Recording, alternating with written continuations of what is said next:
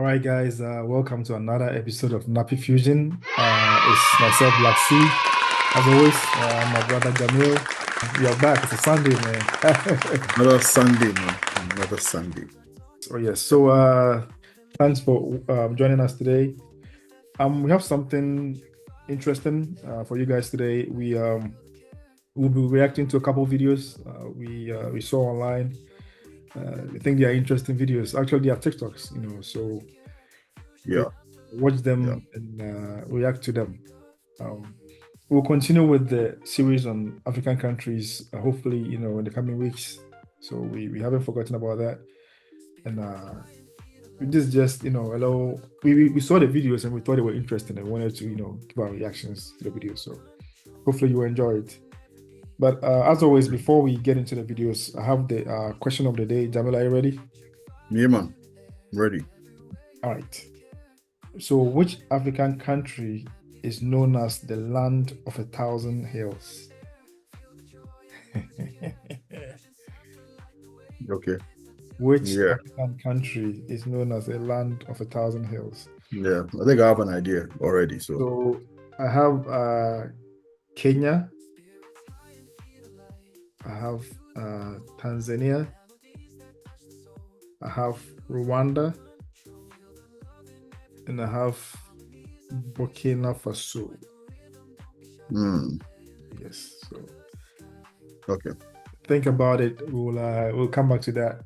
So all right. So let's get right into it.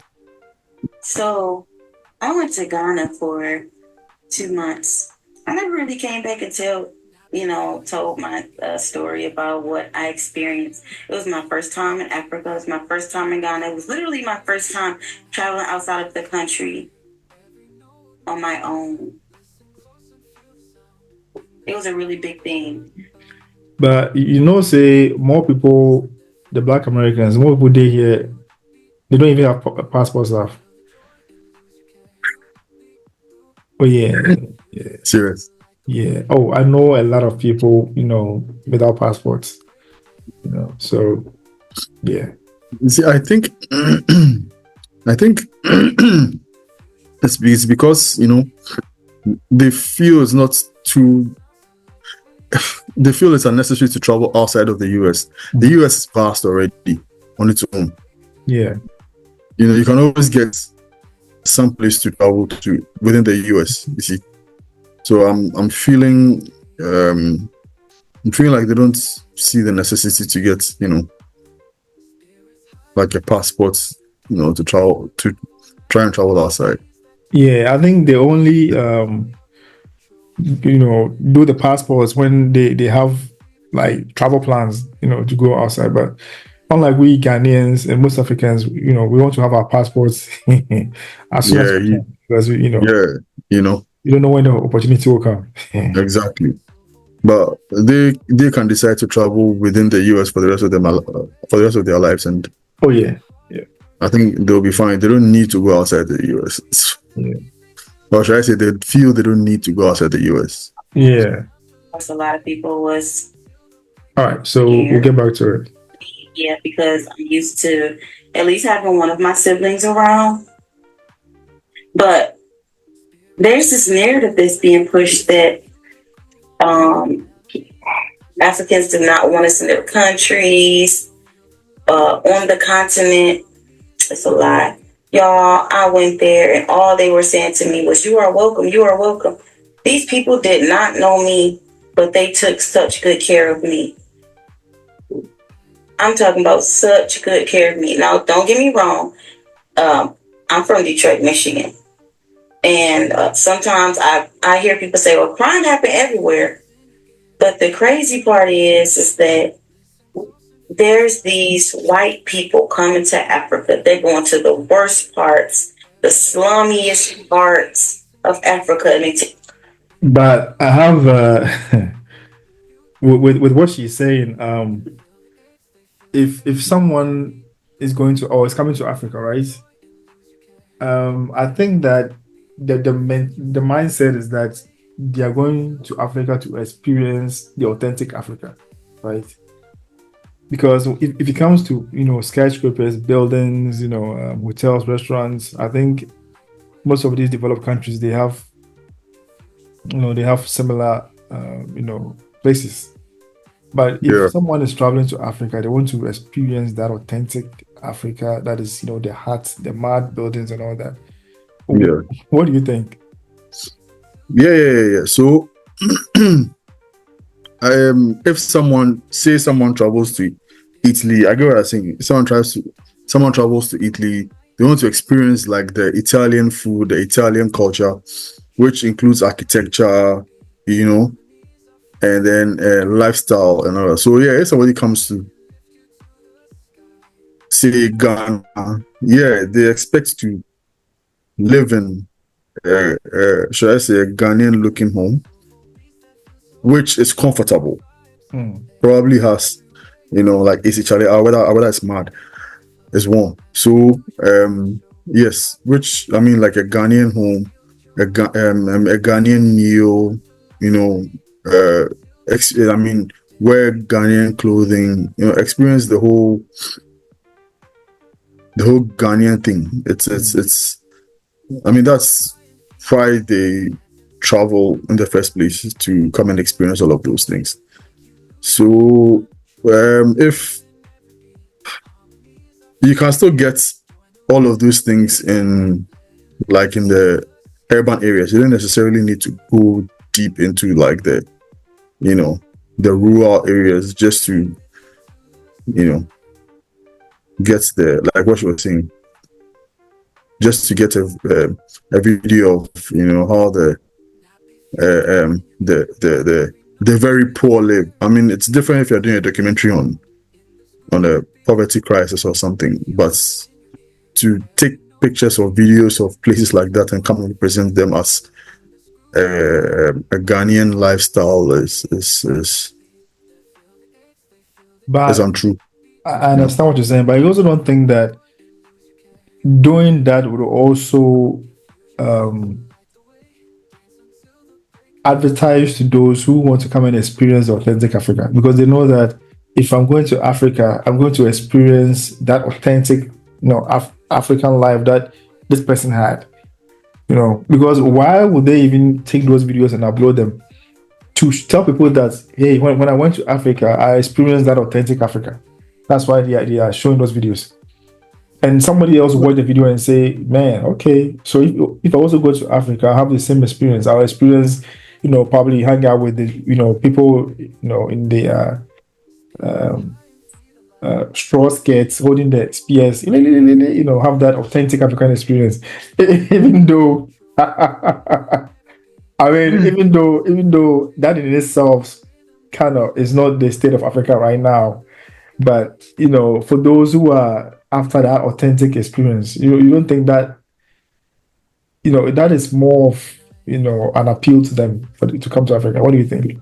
Yeah. So that I was saying, if it's something of a documentary that covers like authentic lifestyle, like what you are saying, that's understandable. Say you want to go to like the hinterlands to see how the indigenous people there live, and then so then you headline the thing as such, but you don't keep putting out videos like that or documentary like that and then making it seem as if that's how the whole continent is. If you are trying to put out information about the continent, you should have the good parts and the bad parts. Let me ask you this.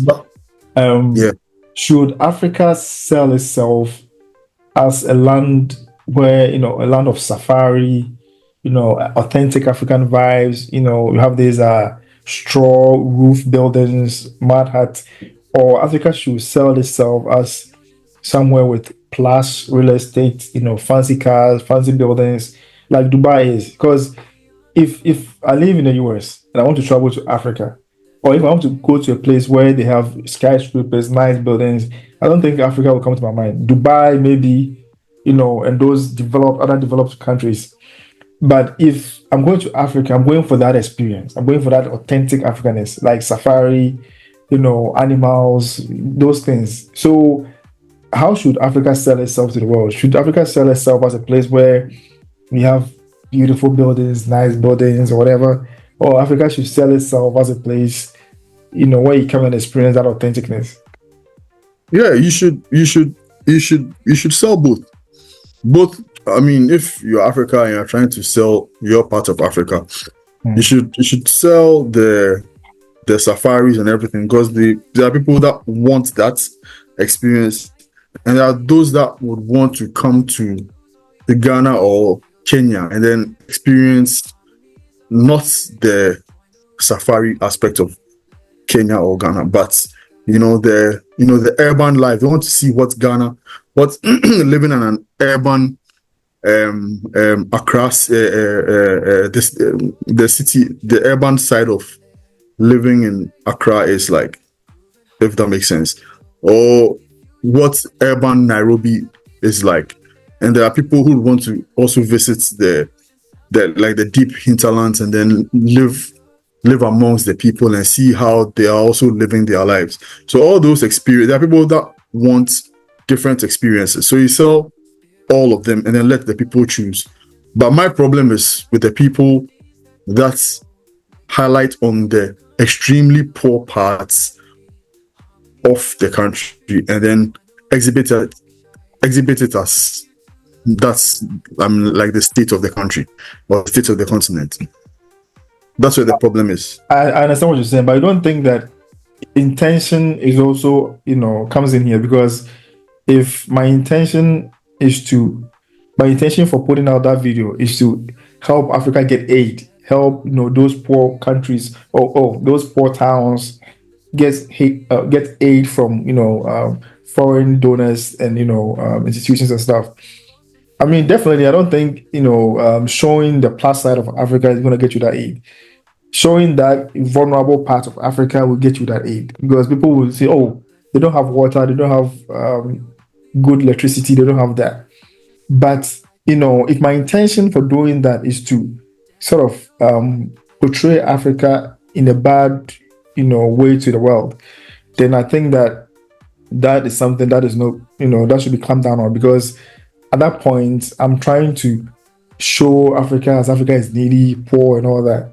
But if my intention is genuine, is just to sort of reach out to those out there who want to, if they have any aid or whatever they want to give to those communities, then looking at that video will kind of appeal to them to do that. So for me, I think that intention is also something that needs to be analyzed before we make those condemnations. What do you think? Look, there are a lot of people who are living in poverty, but they are still very, very happy. They wouldn't want you to come change a thing.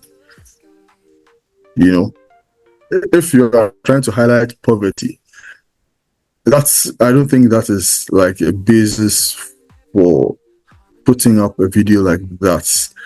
If you are highlighting people falling sick and then that may need help, that's different. And then you try to be specific on the parts of how many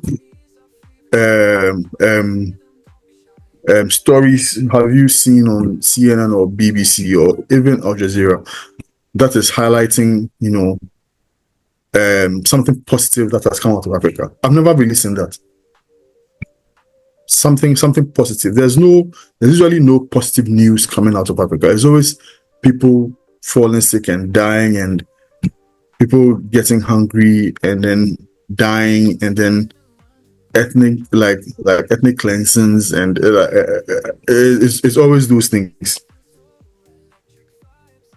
I don't know. See, you have you seen any positive, anything positive from the media? These mainstream media about Africa, concerning Africa. I mean, what you're saying is true, but no, the media, they always want things that will attract. They want news that are dramatic, that will attract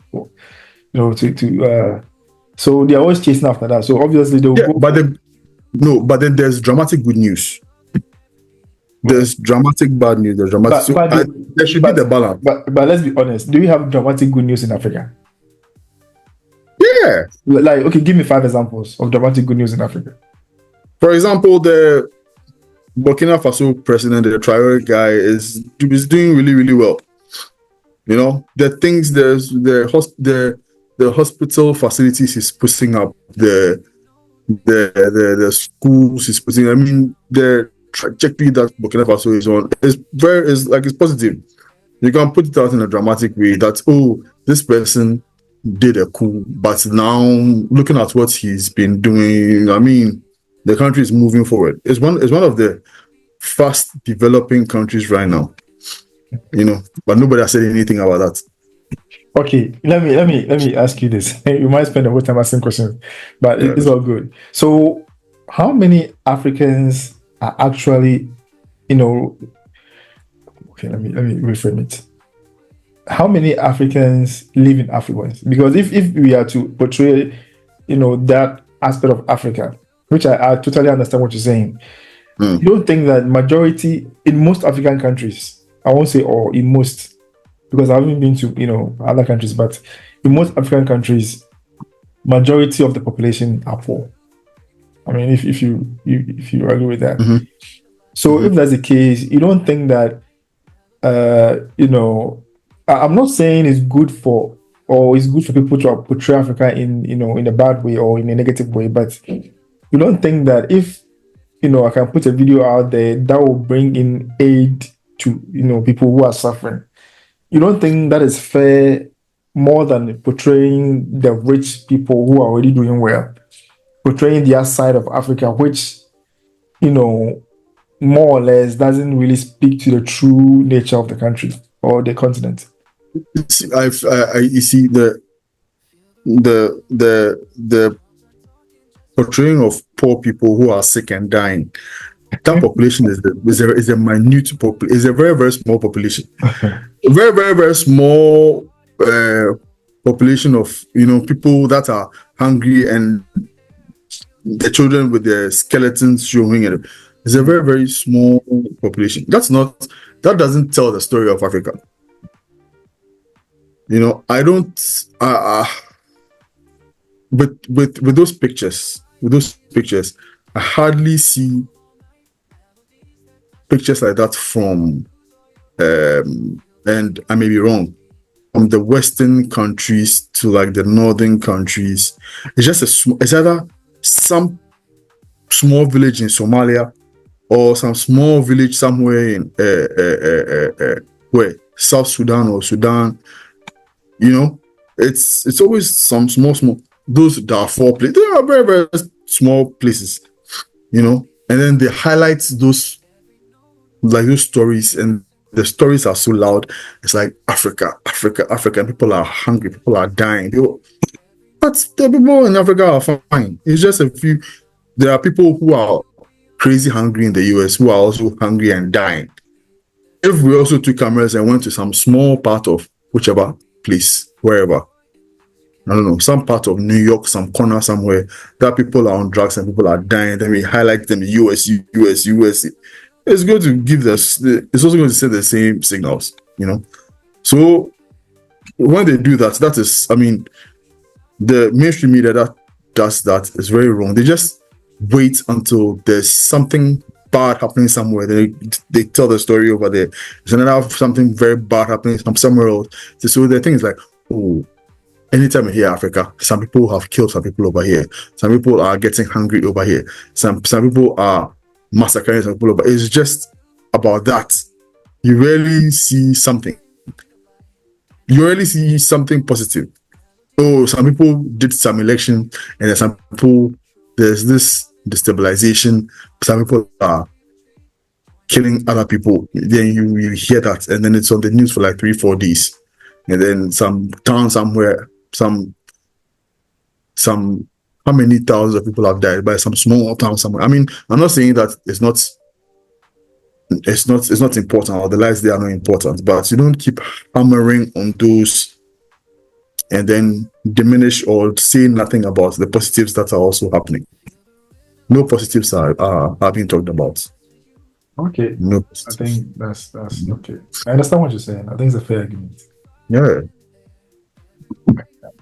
bringing them and they posting them on America like uh websites. You know, like when we go to Africa, our Google changes and it changes to like the language, the different languages in Ghana, Ewe, tree, you know, different things. God, like it changes, you know, but the food was totally different. The fruit was totally different. The avocados are so huge, $1 for a huge avocado. The meat, the pineapples. What? I had never in my life.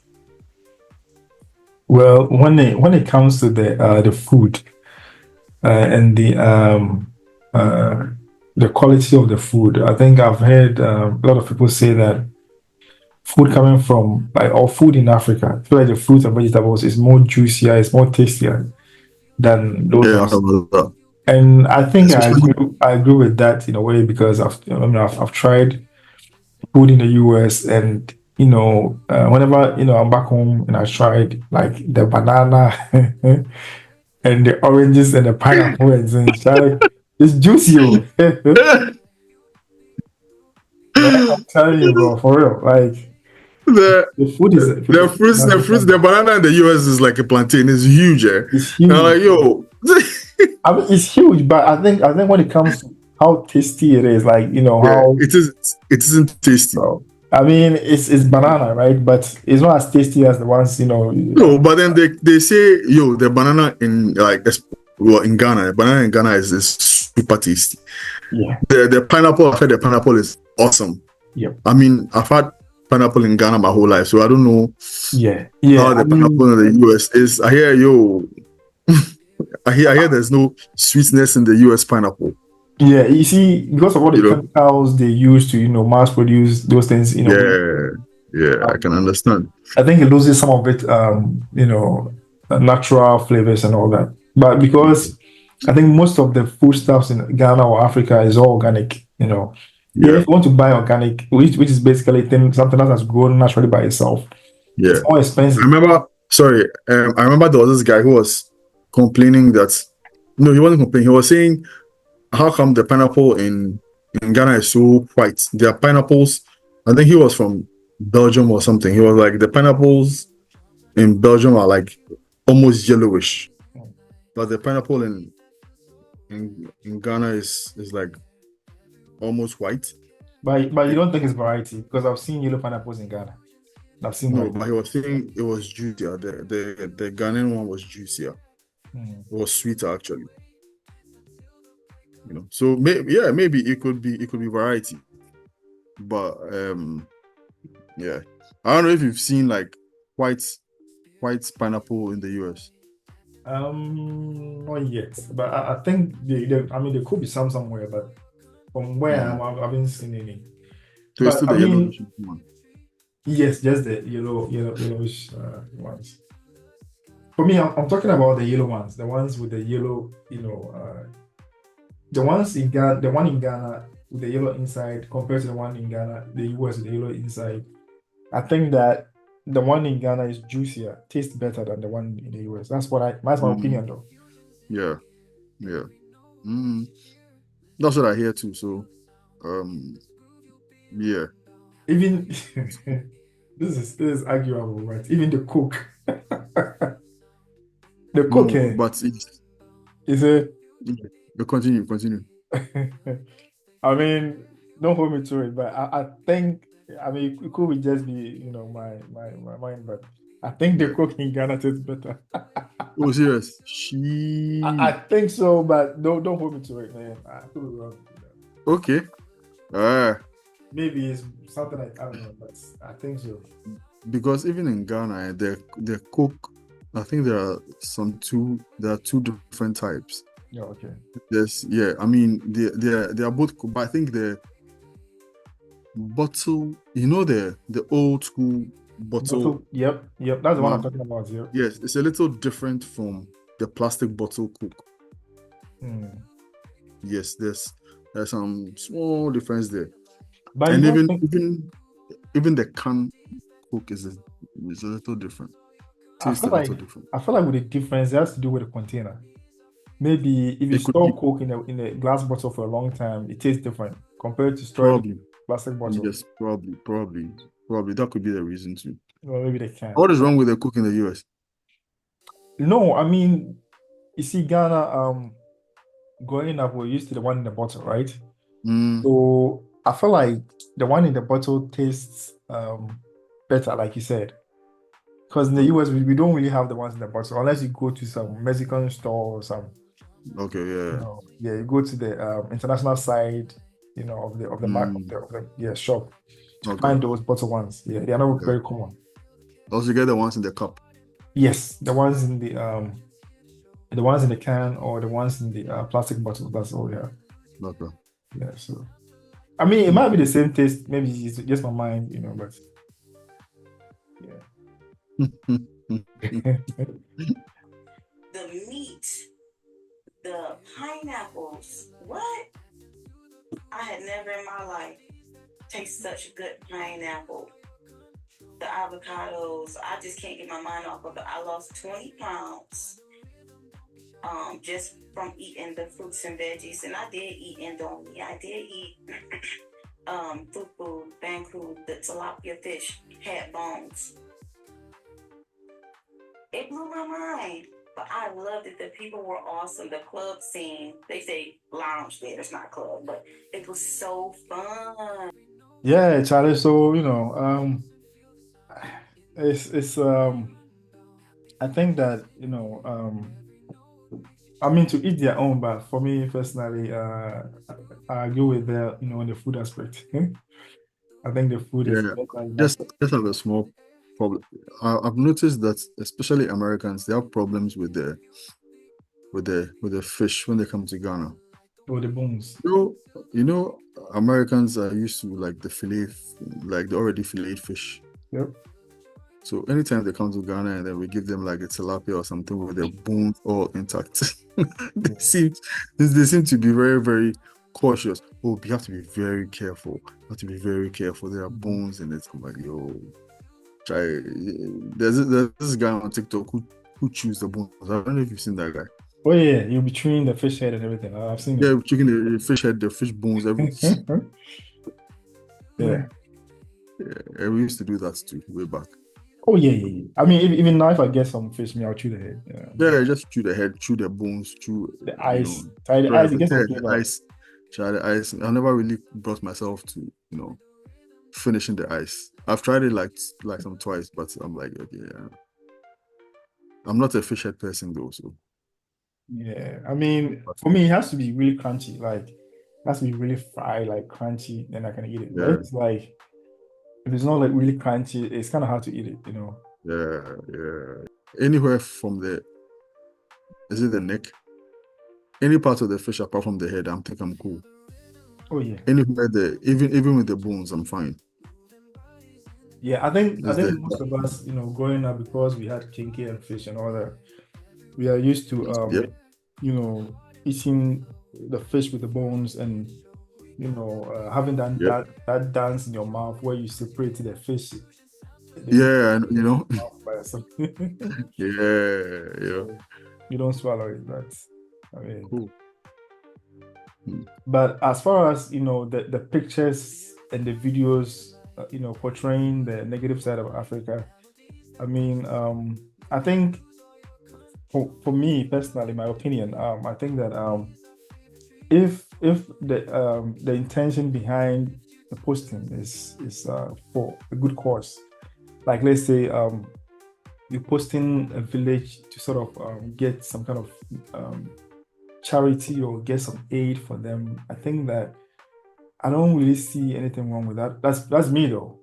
But if the intention is to portray Africa as being poor and deprived and full of sick children with cholera and kwashiorkor and stuff, I think that is something that should be really frowned upon. That is my opinion. I don't know what you think, but because I know that people need help in Africa. There are a lot of people who need help. So if deny them the opportunity to get that kind of help because we are so worried about portraying only the plus side of Africa, I don't think it's fair to those people. I don't know. That's me. I mean, yeah, I understand what you're trying to say.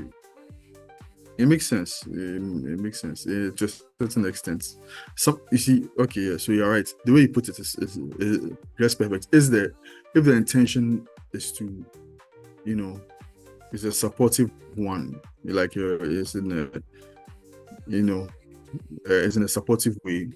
Maybe yes, we could like try to understand. But if the way it is right now, usually it's constantly.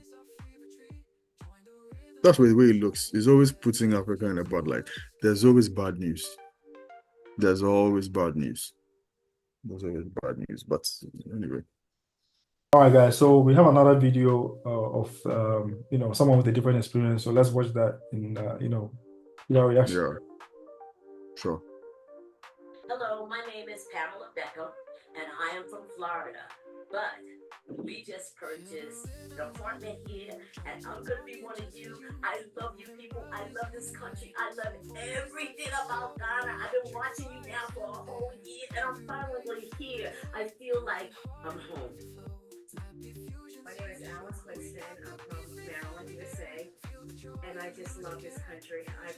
I just feel safe, and I walk the street. I don't look over my shoulder, see who's following me or trying to rob me. This is a beautiful place. We just purchased they call an apartment, we call it a condo in USA, and I love it here. And this will be my home. Hey everybody, I'm Lord. All I gotta do is say, welcome back, welcome back, welcome back. Welcome back, welcome back, welcome back.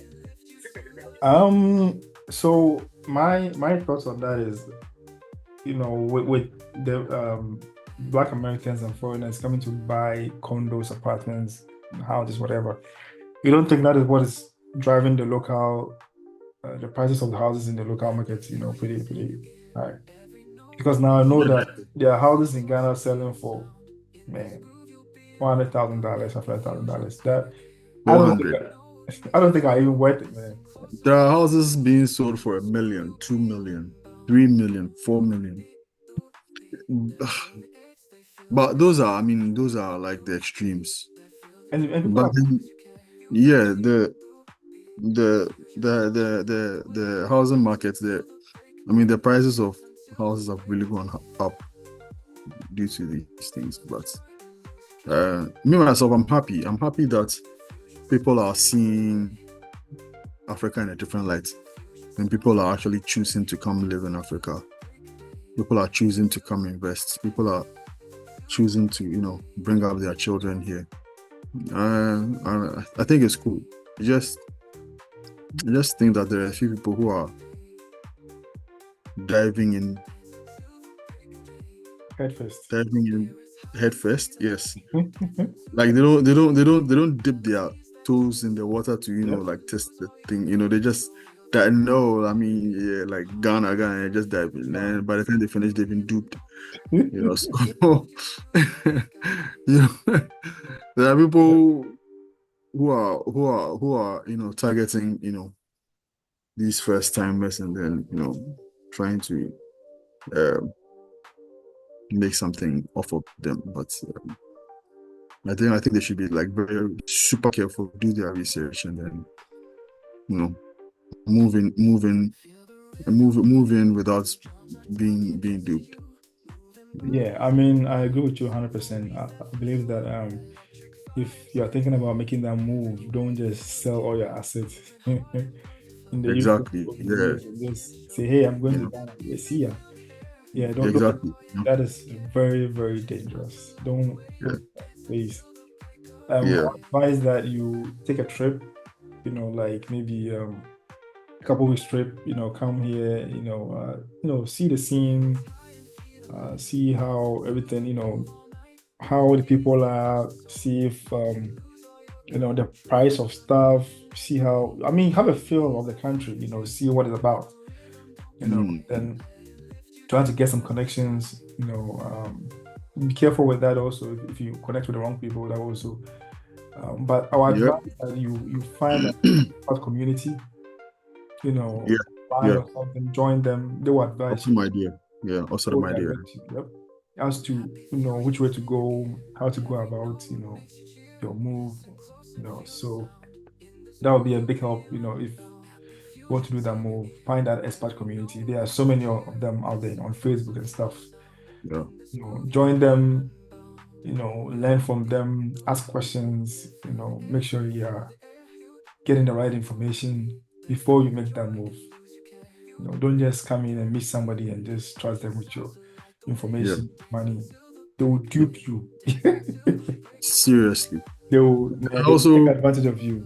yeah. Also, there are some people who are like, okay, I'm coming to Africa. So they just put together a few $1,000 and then they want to come stay here for like some 3 months, 4 months. That's not enough. The money's going to be gone in like a couple of weeks. So Ghana is expensive. And I'm sure you coming from the US or the UK or some European country, you have probably some standards that you've been accustomed to, and then you want to probably replicate those standards here, and over here the money just the money goes quick. Yeah. So yeah. I think like you said, if you want to come to Africa or to Ghana and live like you live outside there in the US or in the UK, then there's a problem. Then you should have super deep pockets.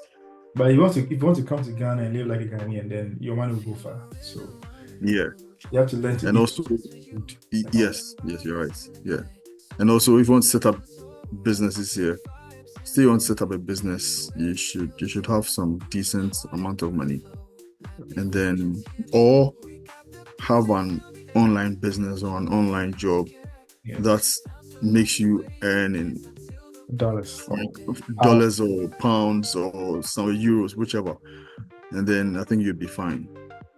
But then you can't. If you're in Ghana City, you'd be in the hot soup like we all are in. Yeah. So yeah, earning foreign currency. Yeah. If your aim is to come to Ghana and find a job in Ghana in any cities, then good luck. Yeah, don't come and look for a job in Ghana. Set up your own business, or you're doing some remote kind of job or something. Don't come and look for a job in Ghana. Ghana has nothing special to provide. Yeah, I mean, if you want to live in Ghana, fine, but make sure your income source is outside Ghana.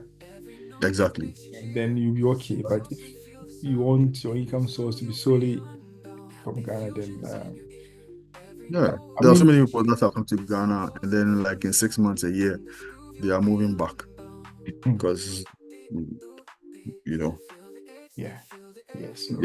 standards of living or business ideas. So think about it.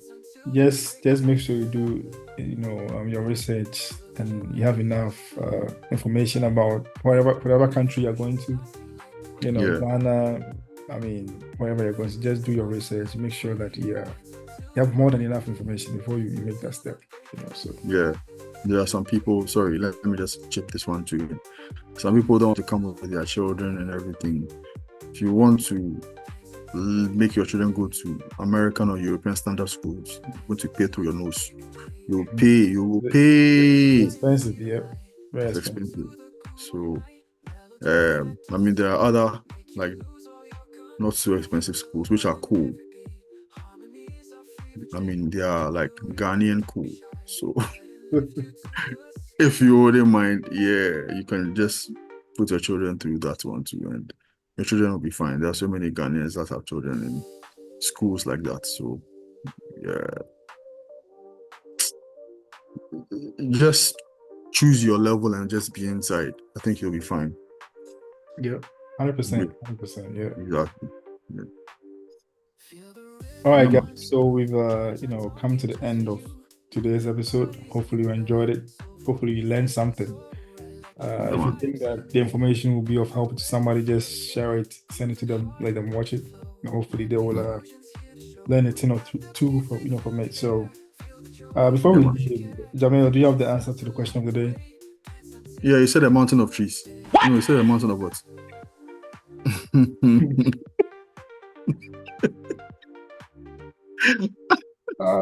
Okay. African country is known as the land of 1,000 hills. No, I know that one. That one is Rwanda. I watched that one on Wadimaya. Went to Rwanda. They kept saying landing of 1,000 hills. And Zimbabwe was I don't know, something. I don't remember. But yeah, I remember the Rwanda one. Yeah. Okay, Yeah. so that's correct. Rwanda, a small landlocked country in East Africa, is often referred to as the land of 1,000 hills due to its stunning landscape of rolling hills and mountains. Like, see, I've been to Nairobi, right? Yes. I think you should look into Nairobi. I'm looking to try and visit to Rwanda. Okay. Because a cousin went there. She's like it's super serene, and she's been to both Nairobi and then Kigali. And then I asked her, so which one is like the cool one? She's like, they are both like almost the same. It's just that Nairobi is slightly more busier than Kigali is, but they are both like super clean, super relaxed. So once, I mean, I know what Nairobi is like, and I would like to experience Kigali too, and then try to see, see what's out there in Kigali. Okay. Yeah, I've heard a lot of positive things. Yeah. All right, guys. Thanks for joining us. Hopefully you enjoyed it, and I guess we'll see you on the next one. So bye. Come on. Don't forget to share and subscribe. As always. Yeah, share and subscribe and like. All right, bye. Yeah. Let it lift you to